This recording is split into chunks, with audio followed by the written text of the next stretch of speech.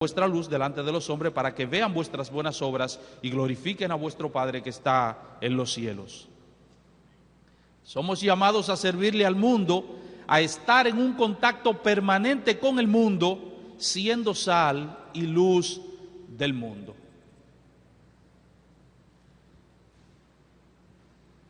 Pero hay varios peligros que nosotros debemos evitar en ese contacto cotidiano con el mundo.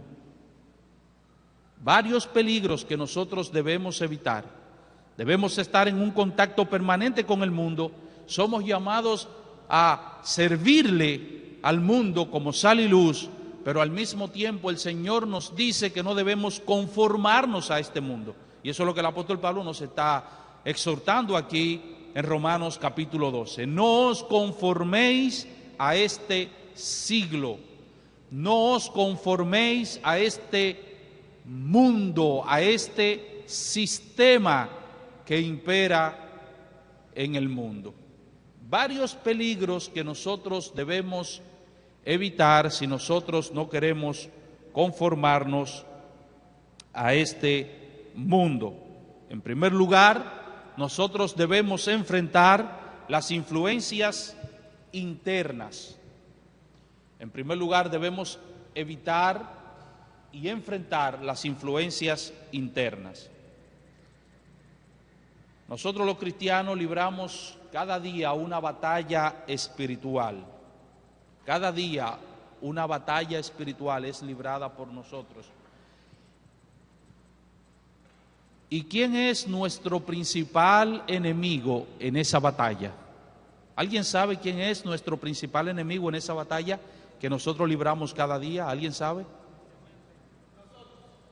¿Quién dijo nosotros? Nosotros mismos. Nosotros mismos somos nuestro principal enemigo.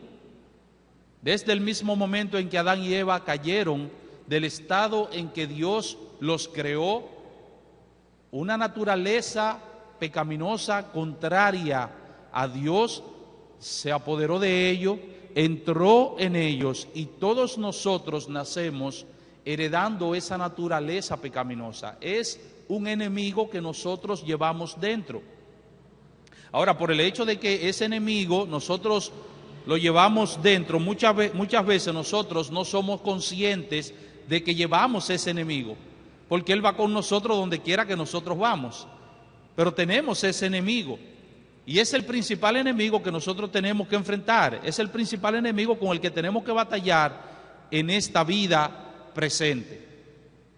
El profeta Jeremías preguntó, Jeremías 13:23, él preguntó: ¿mudará el etíope su piel y el leopardo sus manchas? La respuesta obvia a esas preguntas es no. El negro no puede por sí mismo cambiar su piel. Él no puede por sí mismo decir, no quiero ser negro, voy a ser blanco ahora. Como tampoco el blanco puede decir, no quiero ser blanco, voy a ser negro. Igual que el leopardo no puede mudar sus manchas. Él no puede decir, no me gustan estas manchas con las que nací, déjame cambiarla. Y luego dice el profeta, así también podréis vosotros hacer bien estando habituados a hacer mal.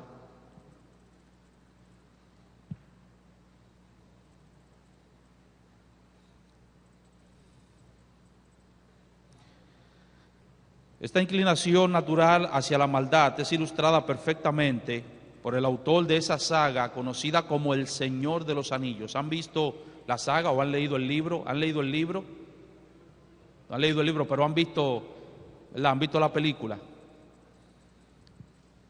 Bueno, el autor en una forma magistral ilustra perfectamente esa batalla que tiene el cristiano con la maldad que reside en su interior. La historia nos cuenta acerca de un anillo muy singular, un anillo muy especial, sobre el cual el señor de las tinieblas, llamado Sauron, ha vertido toda su ira y toda su maldad. Es un anillo mágico, un anillo tenebroso. Y ese anillo no puede ser, por ser tan singular, destruido por ninguna mano humana. Ningún ser humano puede destruir ese anillo. Ese anillo debe ser llevado a la montaña o al monte de la perdición donde fue forjado y ser lanzado allí al fuego para poder ser destruido.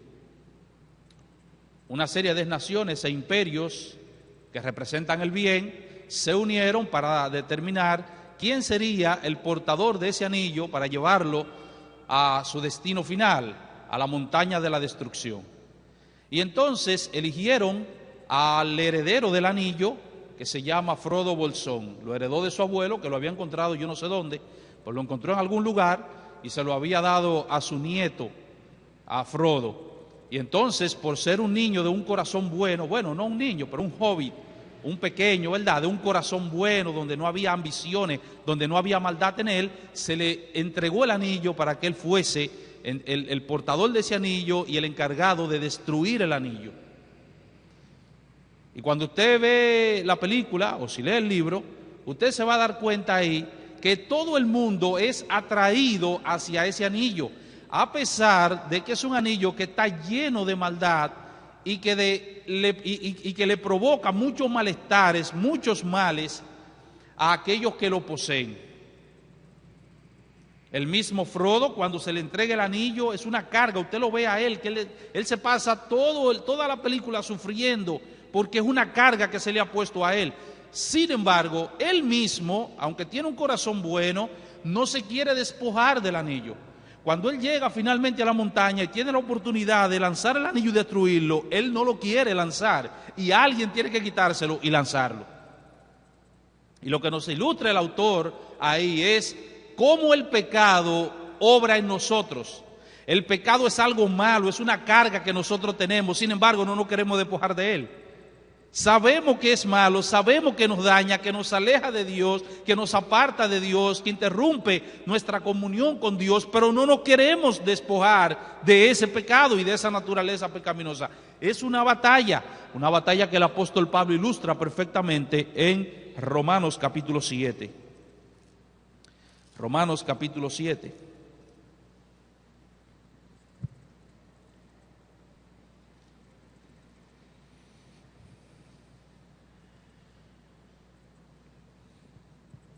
Versículo 14, porque sabemos que la ley es espiritual, mas yo soy carnal, vendido al pecado, porque lo que hago no lo entiendo, pues no hago lo que quiero, sino lo que aborrezco, eso hago.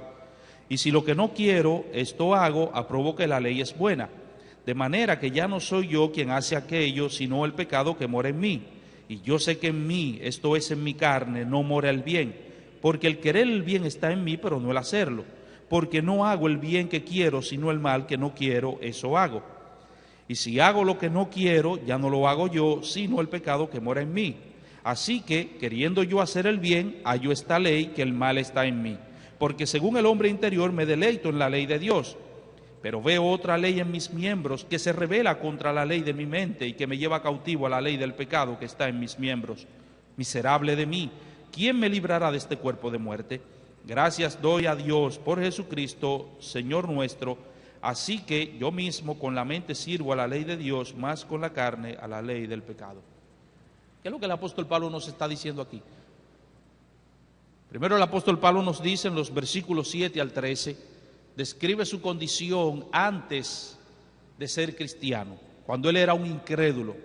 Y él nos dice allí que él no conoció el pecado sino por la ley, porque tampoco conociera la codicia si la ley no dijera no codiciarás. De manera que la ley, dice el apóstol Pablo, lo hizo a él conocer que él era un hombre codicioso, que él estaba muerto en sus delitos y pecados. Dice el apóstol Pablo que la ley lo mató, pero ahora él aclara que esa ley, por el hecho de él haber conocido el pecado por la ley y esa ley haberlo matado, él dice que la ley no es mala, aclara que esa ley es buena. La ley es santa, justa y buena. En otras palabras, la ley no tiene problema, dice el apóstol Pablo. ¿Y cuál es el problema entonces? El problema es la naturaleza pecaminosa que mora en mí. Y ahora él describe ahí ya no se describe a sí mismo como incrédulo en su vida antes de su conversión. Ahora se describe como una persona conversa, como un cristiano, pero que ahora tiene que luchar con esa naturaleza pecaminosa que no es erradicada del cristiano cuando éste se convierte. Y él dice que el problema es la naturaleza pecaminosa, una naturaleza pecaminosa con la que él tiene que batallar. La ley es espiritual, mas yo soy carnal, y cuando él dice que es carnal, no es que es un cristiano carnal, como entienden algunos, no. Él lo que está diciendo es que él es de carne, que él es de carne y hueso, y por ser de carne y hueso, él posee una naturaleza pecaminosa, mas yo soy carnal. Y luego él dice, vendido al pecado, no entregado al pecado, no vendido, alguien lo vendió como un esclavo al pecado. Y entonces él batalla porque con su mente él quiere servir al Señor y agradar a Dios, pero él encuentra otra ley que se revela contra la ley de su mente y que lo lleva cautivo a la ley del pecado. Y luego el apóstol Pablo dice, miserable de mí, ¿quién me librará de este cuerpo de muerte?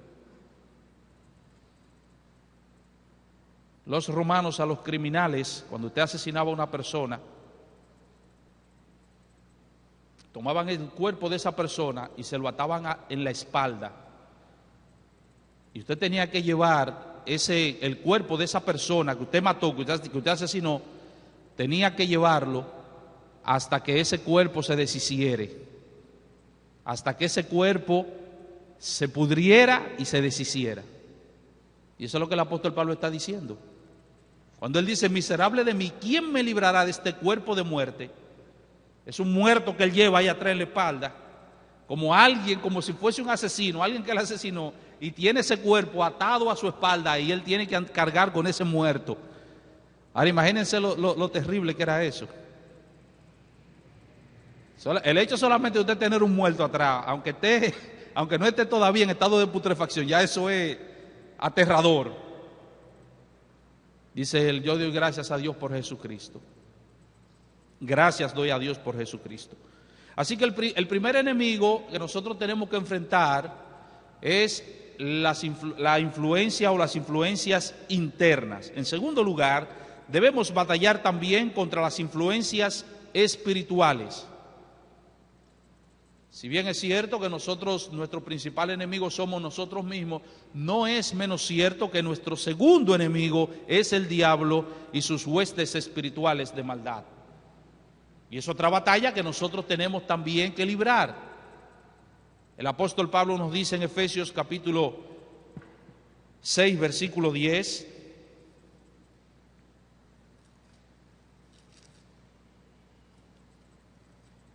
Efesios capítulo 6, versículo 10,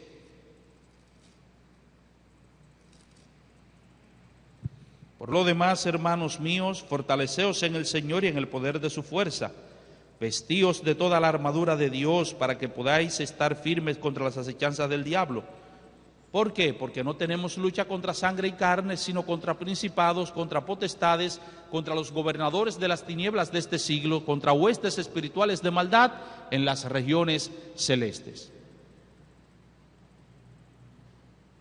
Muchos de los problemas que nosotros enfrentamos en nuestras relaciones interpersonales se debe a influencias espirituales que están detrás de esa persona con la que nosotros muchas veces tenemos que batallar. Como decía hace un momento, un vecino que no lo deja tranquilo con una bulla, no lo deja dormir, no lo deja en paz. Muchas veces no debemos ver únicamente al vecino, tenemos que ver esas huestes espirituales de maldad, Satanás y sus demonios que están detrás de esa persona. Y por eso en vez de ustedes, déjame coger pan del vecino y decirle lo que él se merece y decirle dos o tres cosas y enfrascarse en una batalla con ese vecino y quizás irse a los golpes con ese vecino, usted lo que tiene es que orar por él. Usted tiene que orar por él. Queridos hermanos, yo estoy plenamente convencido que muchas de las cosas que nos suceden a nosotros de manera personal, que nos suceden a nosotros como iglesia, dificultades, oposiciones, incluso que nos acontecen a nosotros a nivel nacional, Es el diablo que está detrás de eso. Compartía con los jóvenes hace unos días y con los hermanos de la iglesia, y yo les decía que esa es mi opinión, ¿verdad? Ese embajador que envió los Estados Unidos de Norteamérica a nuestro país, eso fue el mismo Satanás que lo mandó para acá, porque no puede ser otra cosa que eso. Y por eso nosotros tenemos que ver, porque son sujetos que vienen a promover una agenda. Vienen con un propósito bien definido y con un plan bien definido y vienen a promover una agenda. Y entonces nosotros tenemos que ver más allá del individuo, nosotros tenemos que ver huestes espirituales de maldad que están detrás de eso. Oposiciones que encontramos en la iglesia, cuando la iglesia está siendo bendecida por el Señor, cuando la iglesia está prosperando, cuando la iglesia está creciendo. Incluso personas que se levantan dentro de la iglesia para dividir la iglesia, cuando el Señor está bendiciendo la iglesia. Y nosotros tenemos que saber, hermanos, que son huestes espirituales de maldad. Por eso Pablo dice, no tenemos lucha contra sangre y carne, es contra principados, potestades, los gobernadores de las tinieblas de este siglo, huestes espirituales de maldad en las regiones celestes. Incluso cuando muchas veces lo que algunas personas están haciendo parece ser bueno. ¿Recuerdan ustedes cuando en Hechos 16, cuando el apóstol Pablo llegó a la ciudad de Filipos y el apóstol Pablo comenzó a levantar la iglesia en Filipos? Y él y un grupo de mujeres, porque no había hombres allí, un grupo de mujeres iban cada día para orar, qué sé yo, en la orilla del río o de la playa, no sé.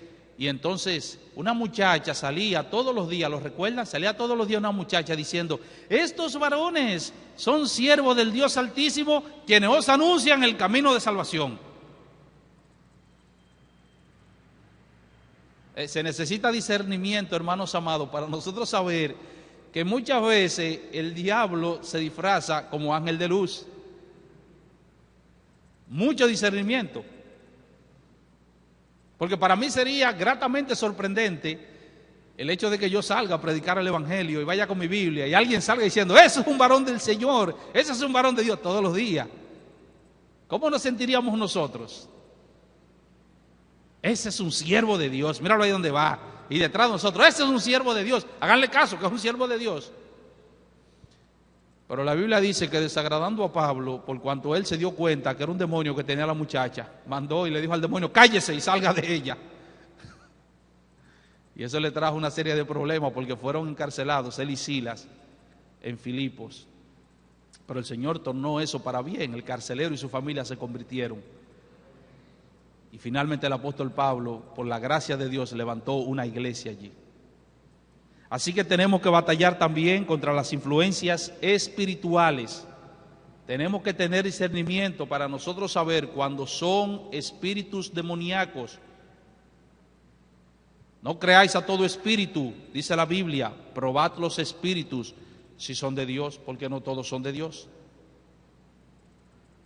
En tercer lugar, debemos enfrentar las influencias culturales. Las influencias culturales.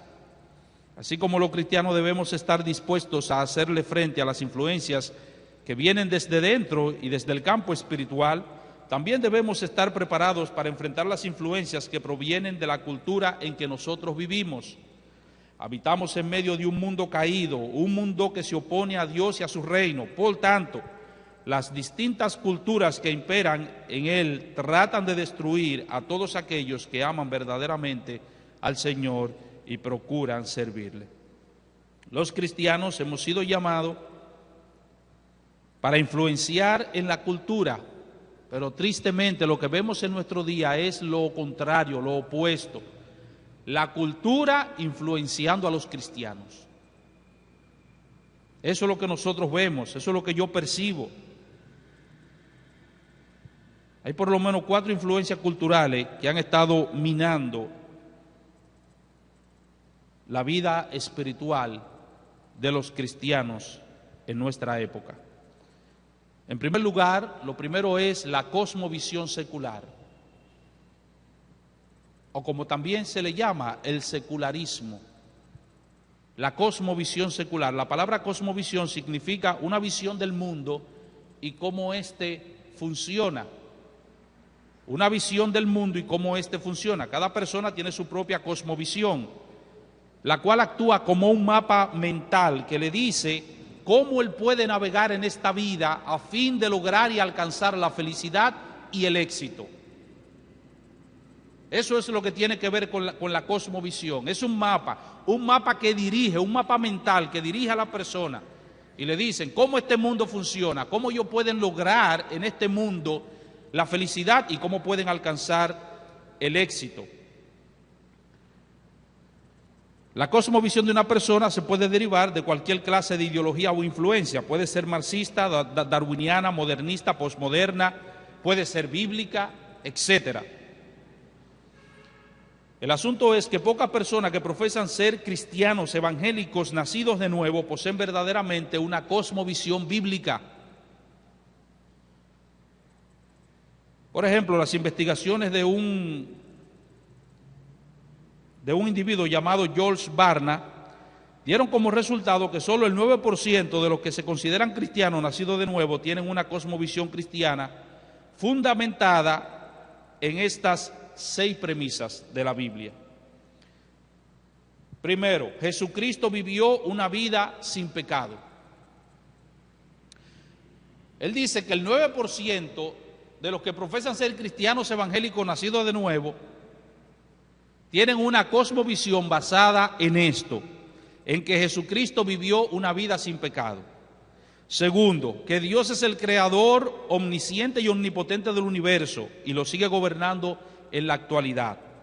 Tercero, que la salvación es un don de Dios y que no se puede ganar con el esfuerzo humano. Cuarto, que Satanás es real. Quinto, que los cristianos son responsables de testificarle a otros de su fe. Y sexto, que la Biblia es veraz en todas sus enseñanzas. Ahora, este dato, esta estadística, quizá le parecería a usted sorprendente y quizás increíble en el mejor sentido de la palabra, porque solamente 9 de cada 100 creyentes, solamente 9 tienen una cosmovisión basada en estas cosas. O sea, que solamente 9 de cada 100 cristianos creen esto. Eso parecería como increíble. Personalmente yo estoy de acuerdo con el estudio de este autor y le voy a explicar por qué, con 2 ejemplos de lo que él da aquí. Él dice, por ejemplo,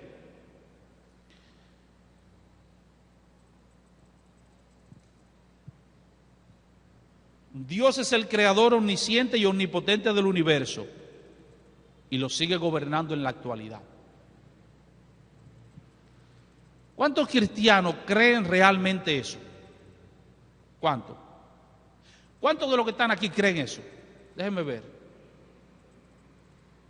Todos. Y donde quiera que usted pregunte, todos los cristianos van a creer eso.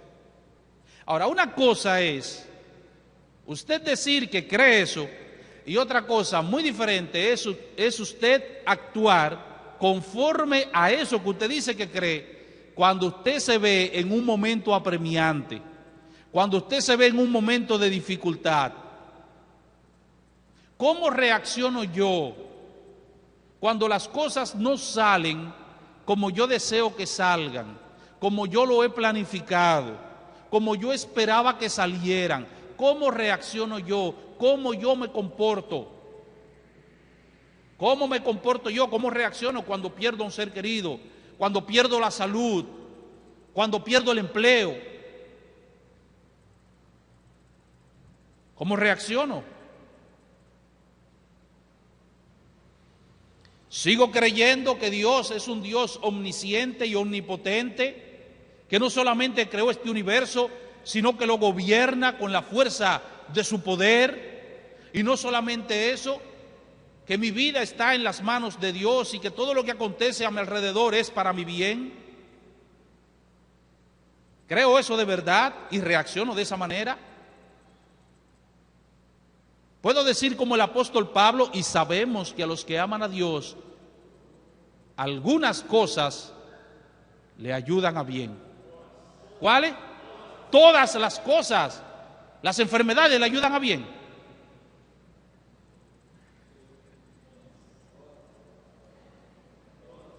Un cáncer, que usted vaya al médico y le diga, usted tiene un cáncer, ¿le ayuda bien? Todas las cosas, esto es a lo que conforme a su propósito son llamados. ¿Cómo reacciono yo entonces? ¿Ven?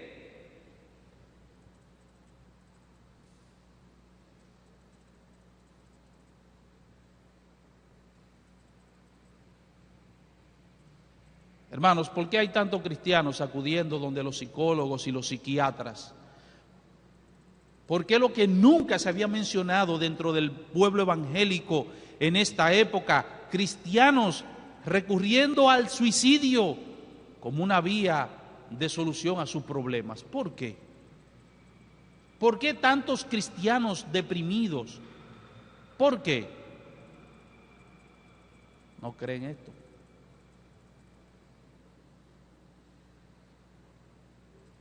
Puede usted salir con una sonrisa cuando usted recibe una mala noticia, salir con una sonrisa diciendo, el Señor tiene control de todo y eso será para mi bien. ¿Puede usted hacer eso? ¿Lo ven? Una cosa es que usted diga que lo cree y otra cosa es que usted lo viva. Déjeme ponerle otro ejemplo de lo que él menciona aquí. Él dice, los cristianos son responsables de testificarle a otros de su fe. ¿Cuántos creen eso, que los cristianos son responsables? ¿Cuántos lo creen? ¿Cuántos lo creen? ¿Cuántos lo creen? Bajen la mano. La pregunta es, ¿lo hace usted?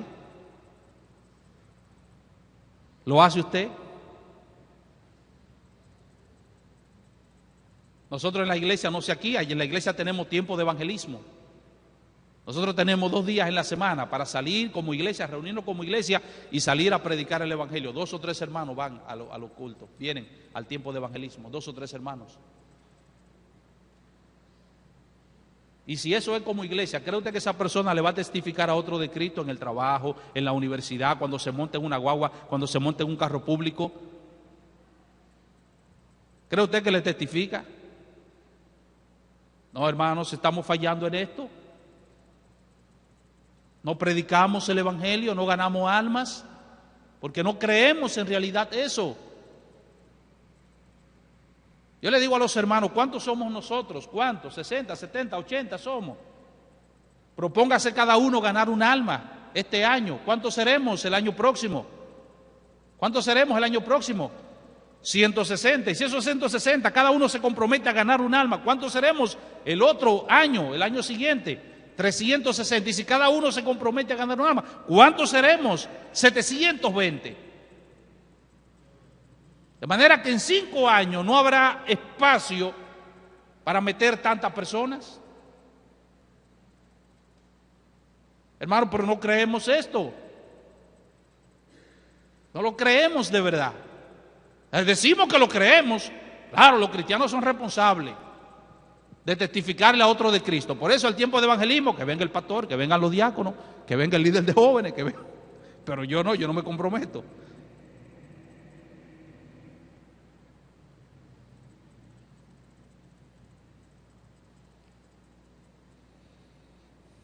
Como pueden ver, hermanos, muchos que profesan ser cristianos tienen una cosmovisión que es incompatible con su profesión de fe. Es una cosmovisión cuyas premisas no son las verdades reveladas en la palabra de Dios, sino las premisas fundamentadas en el hombre, tales como el relativismo, el materialismo, el subjetivismo, etcétera, etcétera, etcétera. Esta cosmovisión mundana se niega a delinear una antítesis entre el bien y el mal. Eso es lo que tiene que ver con el relativismo. No hay verdad absoluta. ¿Por qué? Porque todo es relativo. Eso depende de cómo tú lo veas. Eso depende de cómo tú te sientas. Eso depende de tu óptica. Porque lo que para ti es malo, para mí no necesariamente es malo. Para mí puede ser bueno.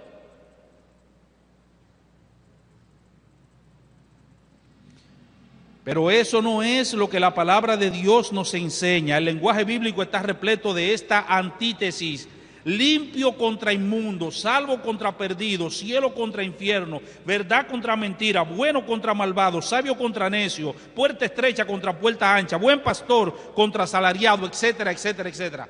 Pueden ver la antítesis en la Biblia, en toda la Escritura. Porque para Dios no hay un punto neutral. Para Dios es bueno o es malo.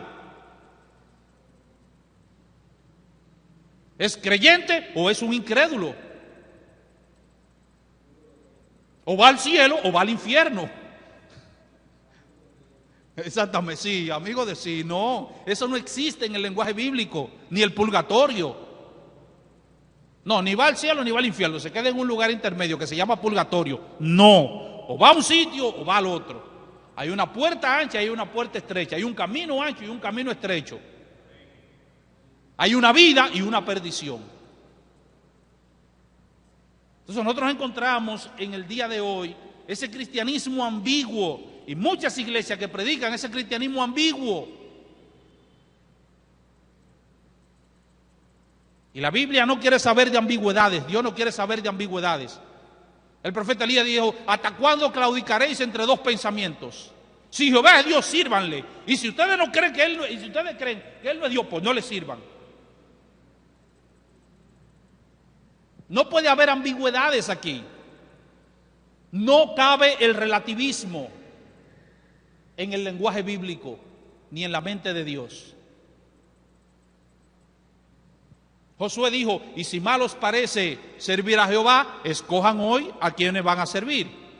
Pueden servir a los dioses allá, a los dioses que sirvieron su padre cuando estaban de aquel lado del río. Pueden servir a los dioses de los amorreos en cuya tierra habitáis. Pero yo y mi casa serviremos a Jehová. Veremos ese texto un poco más adelante. Pero no pueden estar entre una cosa y otra. O sirven a los dioses paganos, y es interesante que Josué lo está poniendo a elegir entre dioses paganos y dioses paganos. Elijan, si quieren servir a los dioses que sirvieron nuestros padres cuando estaban de aquel lado del río, sírvanle a ellos. Si quieren servirle a los dioses de los amorreos en cuya tierra habitan, sírvanle también. Pero yo y mi casa vamos a servir a Jehová.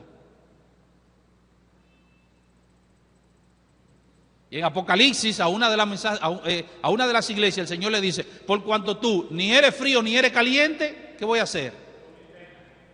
Porque no hay ambigüedades, tiene que ser frío o tiene que ser caliente.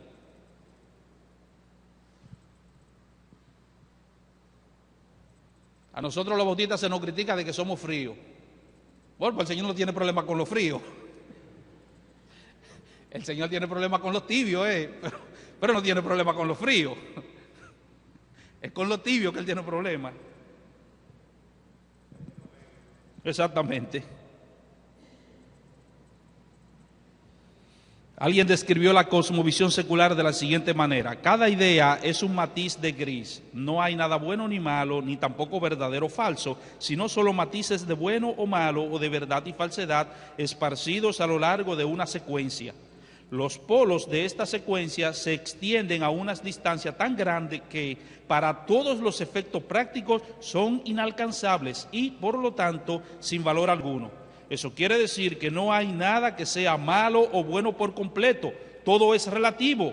La mayor parte es subjetiva. Termina la cita. Todo es gris. Nada es negro, nada es blanco, todo es gris. Porque todo es relativo.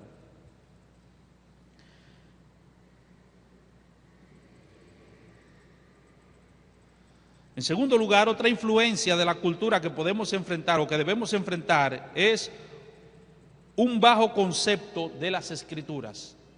Un bajo concepto de las Escrituras.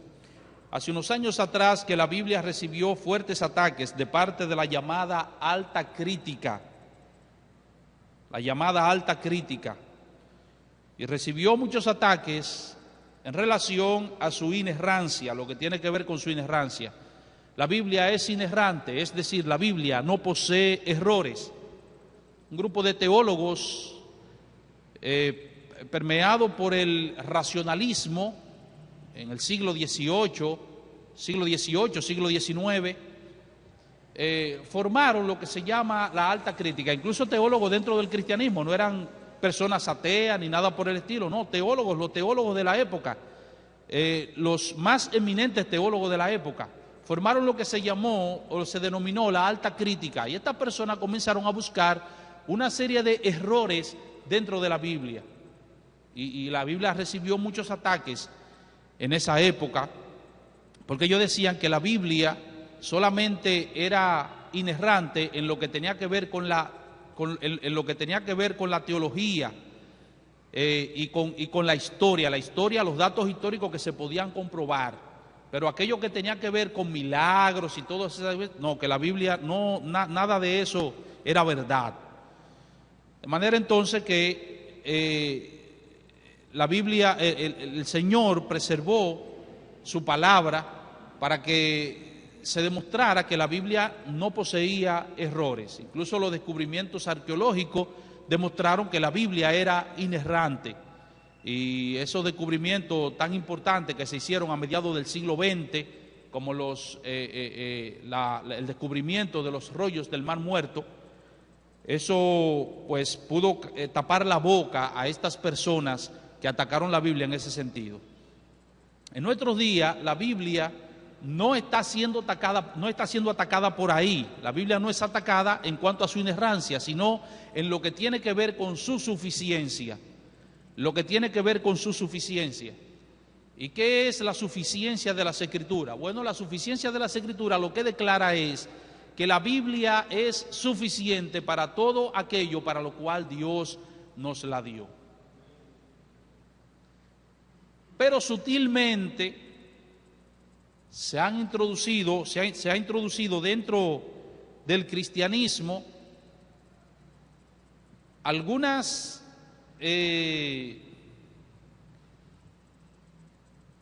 teorías que tienden a minar esta doctrina de la palabra de Dios. Por ejemplo, ¿cuál es el instrumento que Dios ha diseñado para salvar a los hombres? ¿Cuál es el instrumento dejado por Dios, diseñado por Dios, para que el hombre pueda ser salvo? ¿Cuál es el instrumento? El Evangelio, la palabra de Dios. Salmo 19, versículos 1 al 4, los cielos cuentan la gloria de Dios y el firmamento anuncia la obra de sus manos. Un día emite palabra a otro día y una noche a otra noche declara sabiduría. Y aunque no hay lenguaje ni palabras, ni es oída su voz, dice el salmista, por toda la tierra salió su voz y hasta el extremo del mundo sus palabras. En esos primeros 4 versículos el salmista nos dice, en ese Salmo 19,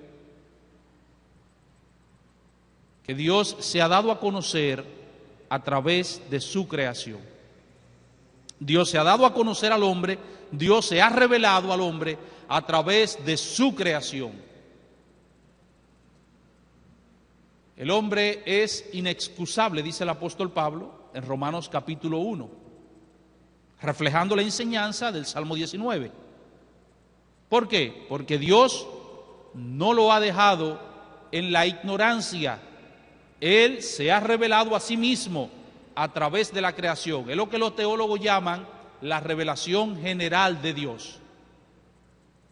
Pero Dios sabe que esa revelación general es insuficiente para salvar, para transformar el corazón de un hombre caído. Y por lo tanto Dios nos ha dado lo que los teólogos han denominado la revelación especial, la Biblia. Por eso en el Salmo 19, versículo 7, dice el salmista, la ley de Jehová es perfecta. ¿Qué hace? Que convierte el alma. La revelación general no convierte el alma. Los cielos y la tierra no son suficientes. Son suficientes para que el hombre sea movido a adorar a Dios, porque nos revelan el poder y la sabiduría de Dios. Pero no son suficientes para traer a la conversión a un hombre caído. Y por eso Dios nos ha dado su palabra. La ley de Jehová es perfecta, y ese adjetivo perfecto allí es completo. La ley de Jehová es completa. No necesita nada más, es completa, que convierte el alma. Romanos capítulo 1, versículo 16, porque no me avergüenzo del Evangelio, porque el Evangelio, ¿qué es? Para salvación a todo aquel que cree, al judío primeramente y también al griego. El Evangelio es el poder, la omnipotencia de Dios, obrando en el pecador para traerlo a la salvación. Eso es el Evangelio. Quizás han oído la palabra que se utiliza allí, la palabra griega que se utiliza allí es la palabra dunamis. Y de ahí viene nuestra palabra. Sí, pero el Evangelio no es dinamita. Muchos predicadores dicen que el Evangelio es dinamita. El Evangelio no es dinamita. Cuando Pablo dijo eso, la dinamita no existía. La dinamita fue inventada ¿por quién? ¿Recuerdan? Por el señor Nobel, los premios Nobel. Él inventó la dinamita. Entonces la dinamita es un invento reciente. No existía la dinamita. Pablo ni tenía en mente dinamita. Además, la dinamita, ¿qué es lo que hace la dinamita? ¿Qué es lo que hace la dinamita? Destruye. El Evangelio no destruye. El Evangelio regenera. El Evangelio trae a la vida.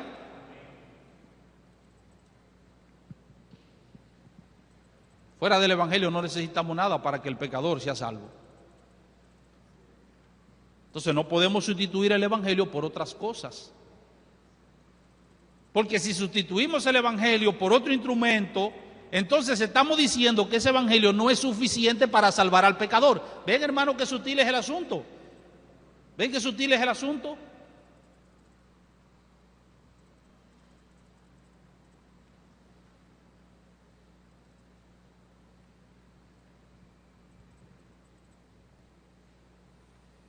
Pero también vivimos en una época donde dentro del cristianismo hay muchos profetas que reciben muchas revelaciones del Señor.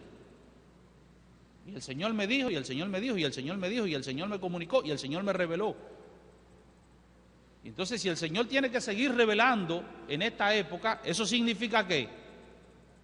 ¿Cuál es la implicación? Que la Biblia no sirve, que la Biblia es insuficiente. Porque el Señor todavía tiene que seguir revelando y tiene que seguir comunicando cosas.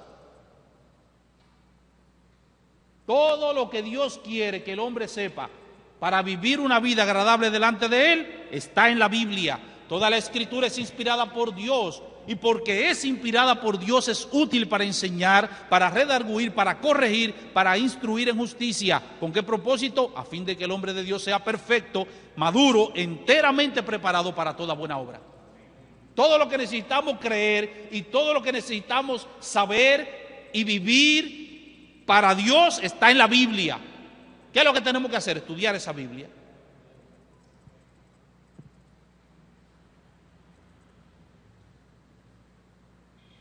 La tercera influencia cultural que debemos enfrentar es un pobre concepto de la teología. Un pobre concepto de la teología.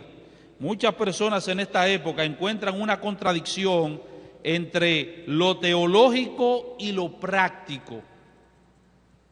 Lo teológico y lo práctico. Enfatizan mucho lo práctico, pero le dan poca importancia a lo teológico. Dentro de la cultura es una cosmovisión secular. La segunda es un pobre concepto, un bajo concepto de las Escrituras. Y ahora, un pobre concepto de la teología. Y repito, los cristianos de esta época, muchos cristianos de esta época, nos dicen que su religión es una religión del corazón.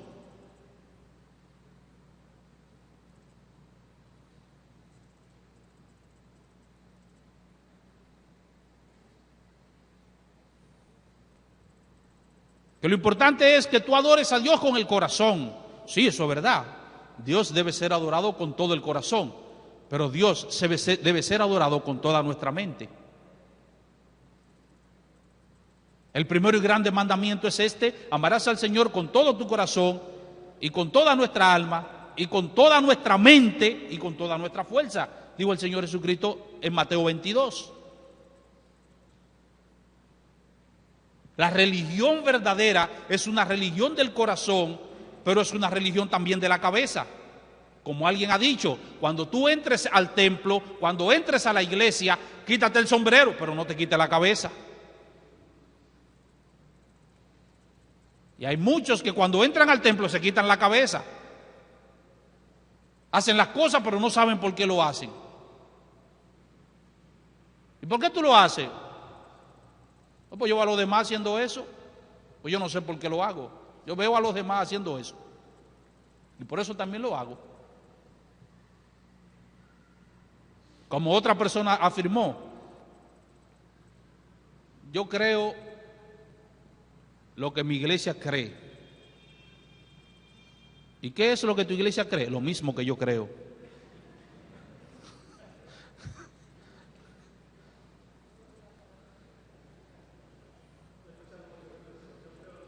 Sí. ¿Y qué es lo que tu iglesia cree? Lo mismo que yo creo.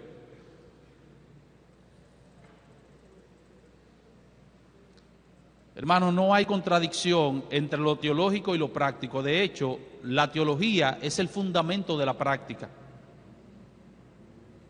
Nosotros leímos en Romanos, nuestro pasaje, Romanos capítulo 12. ¿Y qué dice Romanos capítulo 12? Así que, hermanos, os ruego por las misericordias de Dios que presentéis vuestros cuerpos en sacrificio vivo. Ese capítulo 12 comienza con un así que. Cuando usted lee en la Biblia un así que, por tanto, por eso es una frase conectiva, que al mismo tiempo es una frase conclusiva. Es una frase que conecta lo que se ha dicho anteriormente con lo que se va a decir ahora. Y lo que se va a decir ahora es una conclusión o aplicación de lo que se ha dicho anteriormente. La epístola a los romanos posee 16 capítulos, 11 de los cuales son teológicos y 5 son prácticos. Y eso es lo que el apóstol Pablo siempre hace en sus escritos. Primero establece el fundamento teológico para entonces después establecer la práctica.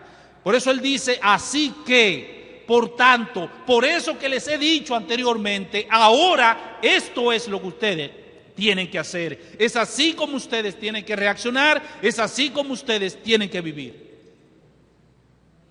Y lo mismo encontramos, por ejemplo, en Efesios. Efesios tiene 6 capítulos, 3 de los cuales son teológicos y los 4 siguientes, o los 3 siguientes son prácticos.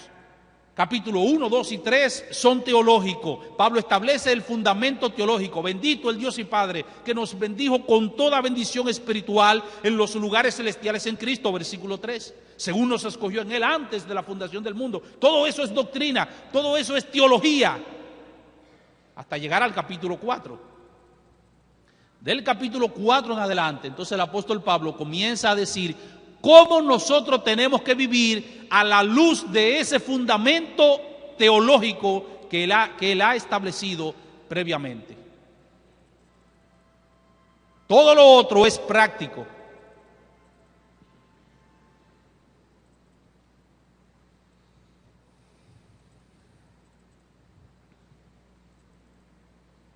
Pero en esta época la teología resulta aburrida para los cristianos. Hay mucha teología, mucha doctrina, eso es pesado, eso es aburrido. Vamos a hacer los cultos más entretenidos. Esto no es para entretener, hermanos. Esto es para edificar y para glorificar a Dios.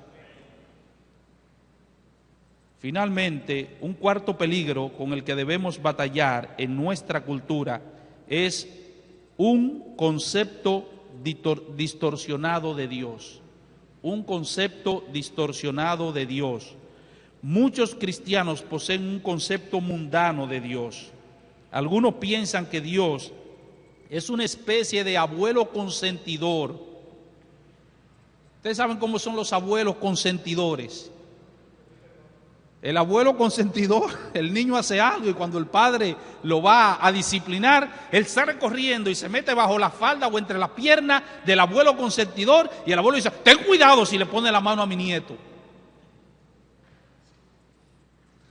Y mucha gente cree, ese es el concepto que tiene el mundo de Dios y muchos cristianos también tienen ese concepto de Dios. No, es que Dios no puede mandar a nadie al infierno, porque Dios es amor. Hay iglesias donde no se habla del infierno, ¿no sabían eso? Iglesias que dicen ser evangélicas donde no se habla del infierno, donde no se habla de castigo, ni mucho menos se aplica disciplina en esa iglesia. ¿Por qué? Porque tienen un concepto inapropiado de Dios. Creen que Dios es una especie de abuelo consentidor.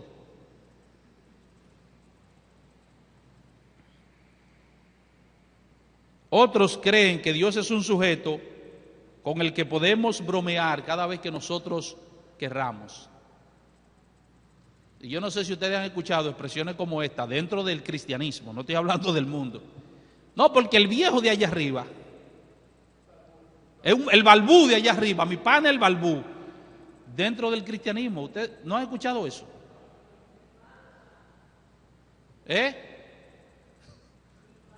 Sí.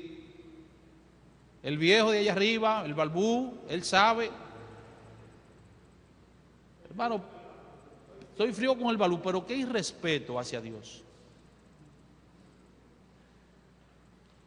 Pero mi hijo, que yo tengo mucha confianza con él, y él no me dice que mi viejo es el balbú, él no me dice eso. Y tenemos mucha confianza. Qué irrespeto hacia Dios. Pues tienen un concepto inapropiado de Dios. Otros piensan que Dios es una especie de Aladino de la lámpara mágica. ¿Lo recuerdan, Aladino? Y la lámpara mágica. Cada vez que ellos quieren algo, frotan la lámpara mágica, aparece Dios como un genio. Y le dice, dime, pídeme 3 deseos que te voy a conceder. Y ellos creen que Dios es así.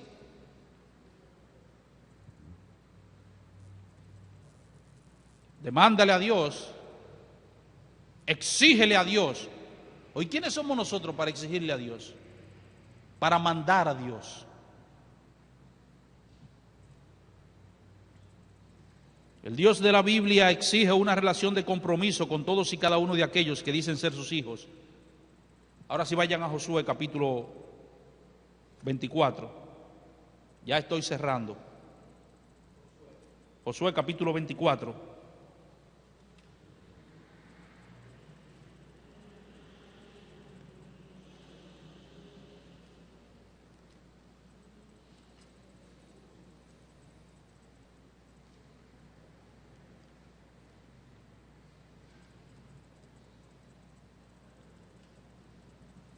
Versículos 14 y 15. Ahora pues, temed a Jehová y servidle con integridad y verdad, y quitad de entre vosotros los dioses a los cuales sirvieron vuestros padres al otro lado del río y en Egipto, y servid a Jehová. Y si mal os parece servid a Jehová, escogeos hoy a quien sirváis, si a los dioses a quienes sirvieron vuestros padres cuando estuvieron al otro lado del río, o a los dioses de los amorreos en cuya tierra habitáis, pero yo y mi casa serviremos a Jehová.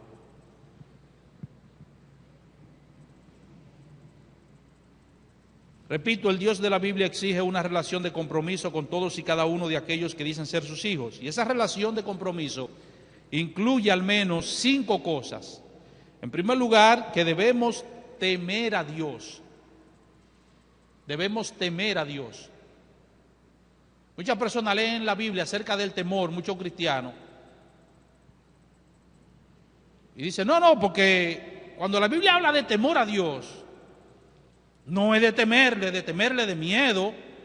No, es de una relación de respeto y de reverencia. Sí, es verdad que incluye respeto y reverencia, pero también incluye miedo. Es miedo lo que incluye, miedo. Dios tiene que ser temido. Tiene que ser temido. Y Él quiere ser temido.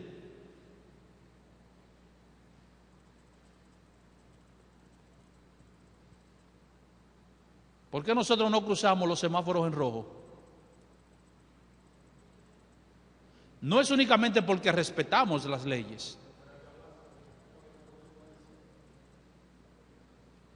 Es temor a dos cosas: temor a que venga una patana y te desbarate, y temor a que te agarre un AME y te ponga una multa de 1.600 y tenga que tomar una charla y pasarte el día entero en la AME tomando una charla y haciendo una fila larguísima.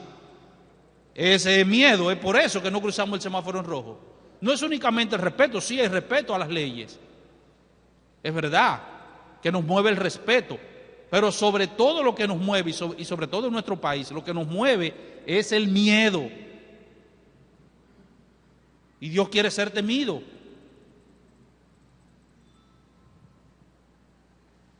En segundo lugar, debemos servir a Dios a través de su iglesia local. ¿Cuántos de los que están aquí, no levanten la mano, sirven a Dios? ¿Cuántos de los que están aquí son siervos de Dios? ¿Cuántos de los que están aquí están involucrados en el servicio al Señor, en ministerios en la iglesia? ¿Cuántos de los que están aquí, jóvenes? Dios quiere que tú le sirvas. Dios quiere que tú te involucres. Dios no quiere que tú seas un simple espectador, alguien que viene únicamente a observar a los otros trabajando, a los otros sirviendo. Dios quiere que tú te involucres en la iglesia. Todos aquellos que conocen a Dios le sirven a Dios.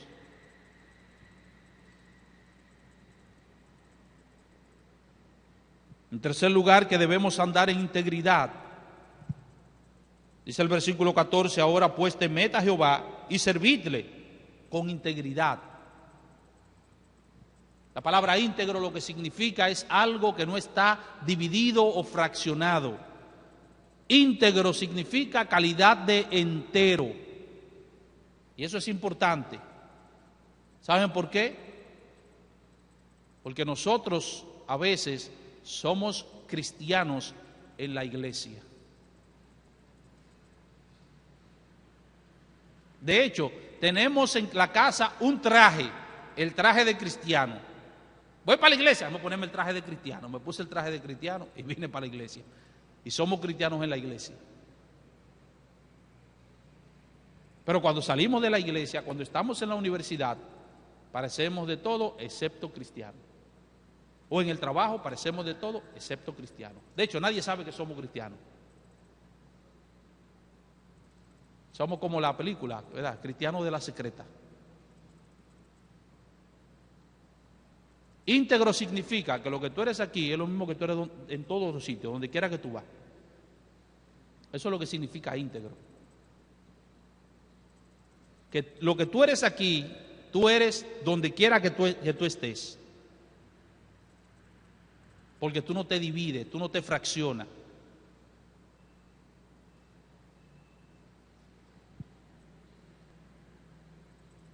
Eres íntegro aquí, eres íntegro en tu casa, eres íntegro, eres cristiano en el colegio, eres cristiano en la universidad, eres cristiano en el trabajo, eres cristiano cuando estás en las redes sociales, eres cristiano cuando estás usando el internet. Tú eres cristiano en todo, tú siempre eres el mismo. No te fraccionas. En cuarto lugar, que debemos vivir en verdad. Que debemos vivir en verdad, fundamentados en la verdad. Nuestro norte debe ser la verdad. Os ruego, hermanos, por las misericordias de Dios, que presentéis vuestro cuerpo en sacrificio vivo, santo, agradable a Dios, que es vuestro culto racional. El culto a Dios tiene que ser un culto inteligente. Dios debe ser adorado, dijo Cristo en Juan capítulo 4, en espíritu y en verdad. Finalmente, que debemos quitar de nuestra vida todo aquello que ocupe el lugar de Dios. Ahora pues, temed a Jehová y servidle con integridad y en verdad, y quitad entre vosotros los dioses a los cuales sirvieron vuestros padres al otro lado del río y en Egipto, y servid a Jehová.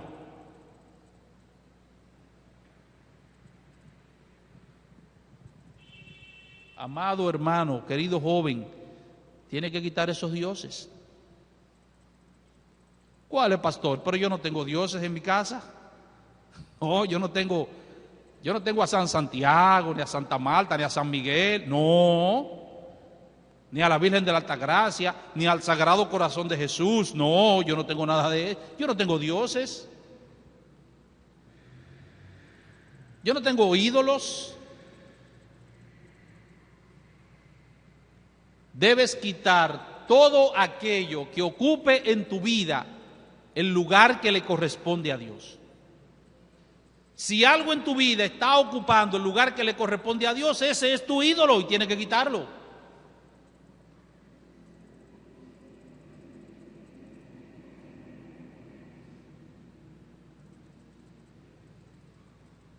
Ay, pastor, yo no puedo venir a la iglesia. ¿Y por qué?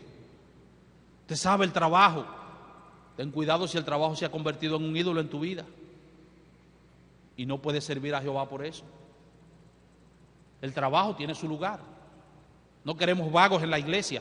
El trabajo tiene su lugar, pero ten cuidado si está ocupando el lugar de Dios.